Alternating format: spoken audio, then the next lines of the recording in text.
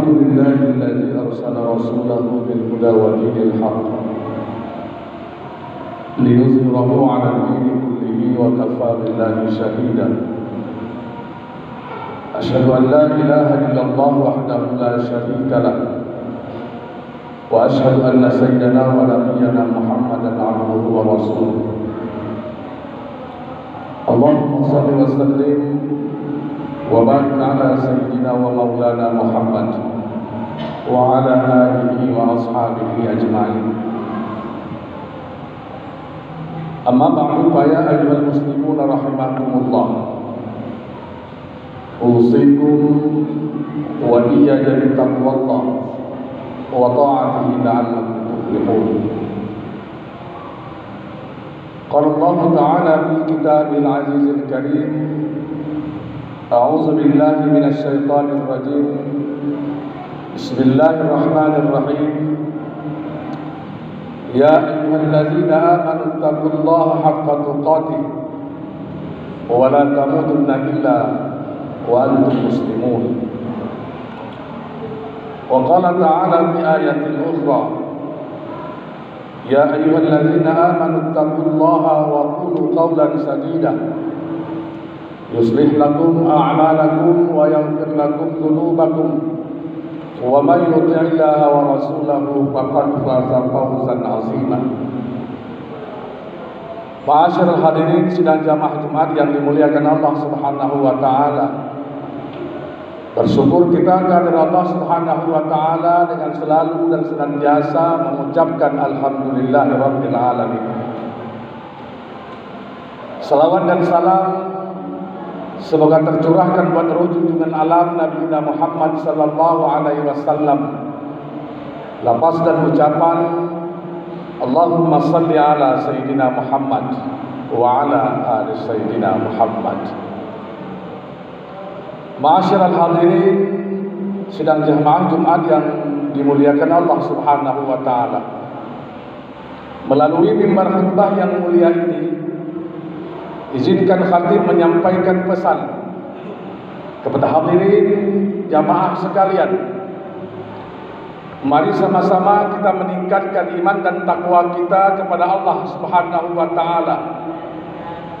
Mari sama-sama kita selalu merawat, menjaga nilai-nilai keimanan kita kepada Allah Subhanahu wa taala. Bahwa sesungguhnya iman dan takwa adalah merupakan bekal yang tatkala kita kembali menghadap Allah Subhanahu wa taala, takwa adalah merupakan bekal terbaik. Wa tazawwadu fa inna khairaz zadi taqwa. Ma'asyiral hadirin sidang jamaah Jumat yang dimuliakan Allah Subhanahu wa taala. Suatu hari Rasulullah sallallahu alaihi wasallam pernah ditanya oleh salah seorang sahabat dari suku Badui. Sahabat tersebut bertanya kepada Rasulullah sallallahu alaihi wasallam, "Ya Rasul, kapan terjadinya kiamat?" Mendapatkan pertanyaan ini, lalu Rasulullah sallallahu alaihi wasallam kembali bertanya. Rasulullah tidak menjawab pertanyaan tersebut, namun beliau bertanya kembali kepada orang yang bertanya tersebut, "Apa persiapan engkau menghadapi kiamat itu?" Ma'asyiral hadirin yang dimuliakan Allah Subhanahu wa taala, sahabat yang mendapatkan pertanyaan dari Rasulullah sallallahu alaihi wasallam sambil tertunduk lalu berkata, "Ya Rasulullah sallallahu alaihi wasallam, ketahuilah olehmu bahwa ibadahku tidaklah banyak seperti ibadahnya para sahabat. Sedekahku tidak sebanyak sedekahnya Utsman bin Affan. Tapi ketahuilah olehmu ya Rasulullah sallallahu alaihi wasallam, di hatiku ini ada rasa cinta kepada engkau ya Rasulullah sallallahu alaihi wasallam." Rasulullah sallallahu alaihi wasallam tatkala mendengar jawaban tersebut lalu tersenyum Sehingga lalu Rasulullah sallallahu alaihi wasallam berkata, engkau akan dimasukkan ke dalam surga bersama orang-orang yang engkau cintai. Sahabat Rasulullah sallallahu alaihi wasallam Anas bin Malik menuturkan, apa kata Anas bin Malik, tidak ada kabar yang paling menggembirakan saya setelah saya masuk Islam kecuali kabar ini. Masuk Islam, masuk ke dalam surga bersama orang-orang yang kita cintai. Masyaallah hadirin yang dimuliakan Allah Subhanahu wa taala. Rasa cinta adalah merupakan sesuatu yang lumrah adanya. Kita mencintai pasangan hidup kita, suami mencintai istri, istri mencintai suami, orang tua mencintai anak, anak mencintai orang tua. Namun cinta kita kepada orang-orang tersebut belum tentu mampu mengantarkan kita masuk ke dalam jannahnya Allah Subhanahu wa taala. Tapi tatkala kita mencintai Rasulullah sallallahu alaihi wasallam, apa kata Rasulullah? Man ahabani kana ma'iya fil jannah. Barang siapa yang mencintai aku, kata Rasulullah, maka akan bersama dengan aku masuk ke dalam surganya Allah Subhanahu wa taala. Nah, oleh karena itu masyaallah hadirin yang dimuliakan Allah Subhanahu wa taala, selalu dan senantiasalah memupuk rasa cinta kita kepada Rasulullah sallallahu alaihi wasallam. Karena yakin dan percayalah, rasa cinta kita kepada baginda Rasulullah sallallahu alaihi wasallam akan mengantarkan kita masuk ke dalam jannahnya Allah Subhanahu wa taala. Masyaallah hadirin yang dimuliakan Allah Subhanahu wa taala. Tentu timbul pertanyaan, seperti apa cinta kita kepada baginda Rasulullah sallallahu alaihi wasallam? Inilah yang barangkali akan coba kita jawab dalam waktu yang relatif singkat ini. Masyaallah hadirin yang dimuliakan Allah Subhanahu wa taala. Paling tidak ada beberapa hal yang dapat dan perlu kita lakukan jika kita memang mengikrarkan diri kita ini cinta kepada Rasulullah sallallahu alaihi wasallam. Bukan hanya sebatas ucapan lisan semata. Hari ini terkala kita mencintai seseorang harus ada bukti. Kita cinta kepada istri kita, kita wujud nyatakan dalam tindakan perbuatan kita. Bekerja siang dan malam, mencari nafkah buat keluarga kita. Itu bukan merupakan bentuk cinta kita kepada anak dan istri kita. Cinta seorang istri kepada suami, ia buktikan dengan pengabdiannya kepada suaminya. Nah, sekarang bukti cinta kita kepada baginda Rasulullah sallallahu alaihi wasallam harus terjawab juga. Masyaallah hadirin yang dimuliakan Allah Subhanahu wa taala. Yang pertama, jika kita mengatakan bahwa kita cinta kepada Rasulullah sallallahu alaihi wasallam, yang pertama kali yang harus kita lakukan adalah kembali mempelajari sirah nabawiyah. Kita harus kembali mengenal siapa Rasulullah sallallahu alaihi wasallam, kenal keluarganya, kenal anak istrinya, dan kenal sahabat-sahabat Rasulullah sallallahu alaihi wasallam. Jangan sampai kita cinta kepada Rasulullah sallallahu alaihi wasallam, tapi kita, keluarga kita, anak istri kita, anak cucu kita tidak kenal dengan Rasulullah. Bahkan mereka jauh lebih mengenal anak artis yang ada di televisi ketimbang anak Rasulullah sallallahu alaihi wasallam. Itu fakta. Coba kita tanya, pulang ke rumah nanti tanya sama anak cucu kita, siapa anak Rasulullah sallallahu alaihi wasallam? 90% tidak ada yang mampu menjawab. Apakah ini bentuk cinta kita kepada Rasulullah sallallahu alaihi wasallam? Anak Rasulullah saja kita tidak tahu. Istri Rasulullah saja kita tidak tahu. Jadi bukti cinta kita kepada Rasulullah sallallahu alaihi wasallam, jamaah yang dimuliakan Allah Subhanahu wa taala, yang pertama yang harus kita lakukan, kenalkan anak-anak kita, keluarga kita dengan sirah nabawiyah. Pelajari balik sejarah kerasulan Nabi Muhammad sallallahu alaihi wasallam. Masyaallah hadirin yang dimuliakan Allah Subhanahu wa taala, yang kedua, tatkala kita mencintai Rasulullah sallallahu alaihi wasallam, yang kedua yang harus dan wajib kita lakukan adalah memelihara dan menjaga apa yang diwarisi, yang ditinggalkan oleh baginda Rasulullah sallallahu alaihi wasallam. Nabi Muhammad tidak meninggalkan kita kebun kurma. Rasulullah tidak meninggalkan kita kebun sawit, ternak unta dan sebagainya.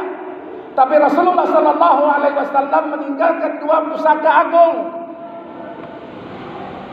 Dua pusaka yang ditinggalkan oleh baginda Rasulullah sallallahu alaihi wasallam, yang apabila kita berpegang teguh pada keduanya, lan tadillu abada, kata Rasulullah, kamu takkan pernah sesat untuk selama-lamanya. Apa warisan peninggalan Rasulullah sallallahu alaihi wasallam? Al-Quran dan hadis. Yuk sama-sama kita bertanya pada diri pribadi kita sendiri masing-masing. Seperti apa kita mencintai Al-Quran? Seperti apa kita memperlakukan Al-Quran dalam kehidupan rumah tangga kita? Sudahkah kita mengajarkan Al-Quran? Sudahkah kita belajar Al-Quran dan mengajarkan Al-Quran kepada anak generasi kita? Padahal Rasulullah sallallahu alaihi wasallam mengingatkan kita, khairukum man ta'allama al-Qur'ana wa 'allama. Sebaik-baik kamu itu, kata Rasulullah, adalah orang yang belajar Al-Quran dan orang-orang yang mengajarkan Al-Quran. Jadi kalau kita mencintai Rasulullah sallallahu alaihi wasallam, yang kedua, jaga, pelihara warisan yang ditinggalkan baginda Rasulullah sallallahu alaihi wasallam. Menjaga, memelihara Al-Quran itu bukan berarti Al-Quran kita letakkan dalam lemari kaca, kita bungkus dengan plastik, kita kasih minyak wangi. Bukan seperti itu. Tapi mewarisi Al-Quran tidak lain dan tidak bukan adalah dengan mengajarkan kepada anak-anak yang hari ini sedang berada di belakang sana itu, yang sedang bermain di belakang sana itu. Siapa mereka yang sedang main di belakang sana itu? Barangkali itu ada anak-anak kita, ada cucu kita di sana. Sudahkah mereka kita ajarkan Al-Quran, yang nantinya tatkala kita mati, kita dibacakan Al-Quran? Baca Al-Quran itu sampai mati, bukan sudah mati baru dibacakan Al-Quran. Membaca Al-Quran itu sampai tua, bukan sudah tua baru mau baca Al-Quran. Ma'asyiral hadirin yang dimuliakan Allah Subhanahu wa taala, Al-Quranul Karim ini adalah merupakan mukjizat terbesar dalam kehidupan baginda Rasulullah sallallahu alaihi wasallam. Jika para nabi terdahulu dibekali oleh Allah Subhanahu wa taala mukjizat, Nabi Musa misalnya, Allah bekali Nabi Musa dengan 9 tongkat sebagai mukjizat baginda Nabi Musa dalam menghadapi keangkuhan Fir'aun laknatullah alaihi. Tapi begitu berakhir periodisasi Musa, maka berakhirlah kemukjizatan tongkat Nabi Musa itu sendiri. Bahkan mukjizatnya tongkat Nabi Musa itu hanya berlaku jika dipegang Nabi Musa. Tongkat Nabi Musa itu tidak akan ada apa-apanya jika kita yang memegangnya. Berakhir periodisasi Nabi Musa, maka berakhir pulalah mukjizat Nabi Musa itu sendiri. Demikian juga mukjizat Nabi Ibrahim alaihissalatu wassalam. Dengan izin Allah, Nabi Ibrahim tidak terbakar oleh api yang dibakar, yang dinyalakan oleh Namrud dengan asbab ya naru kuni bardan wa salaman ala Ibrahim. Tapi ingat, itu hanya berlaku bagi Nabi Ibrahim, tidak berlaku bagi kita. Jangan pernah coba-coba pegang api, kita baca ayat itu, insya Allah gosong. Berakhir periodisasi Nabi Ibrahim, maka berakhir pulalah mukjizat tersebut. Tapi luar biasanya Al-Quranul Karim, meskipun Rasulullah sallallahu alaihi wasallam sudah wafat 14 abad yang silam, kemukjizatan Al-Quran ini masih dapat kita pertahankan. Kenapa? Allah sendiri menjamin, inna nahnu nazzalna dzikra wa inna lahu lahafizun. Ma'asyiral hadirin yang dimuliakan Allah Subhanahu wa taala, terakhir barangkali, Al-Quran itu diturunkan di bumi Arab. Al-Quran itu diturunkan di bumi Arab, berbahasa Arab, diterima oleh Rasulullah orang Arab. Tapi Berapa banyak orang yang bukan orang Arab, yang tidak punya silsilah keturunan Arab, hari ini hafal Al-Quranul Karim. Luar biasa. Itu bentuk kemukjizatan Al-Quranul Karim yang tidak dimiliki kitab manapun. Kitab manapun, Injil kah, Taurat kah, apapun kitab suci yang ada di muka bumi ini tidak bisa mampu menyamai Al-Quranul Karim. Dan itu harus kita perhatikan. Nah, oleh karena itu jamaah yang dimuliakan Allah Subhanahu wa taala, bentuk cinta kita kepada Rasulullah sallallahu alaihi wasallam, yuk sama-sama kita wariskan Al-Qur'an dalam kehidupan rumah tangga kita. Masyarakat hadirin yang dimuliakan Allah Subhanahu wa taala, demikian barangkali khutbah singkat kita pada kesempatan yang berbahagia ini. Mudah-mudahan ada manfaatnya bagi kita semua. Barakallahu li wa lakum fil Qur'anil azim. Wa nafa'ani wa iyyakum bima fihi minal ayati wa dzikril hakim. Wa taqabbala minni wa minkum tilawatahu.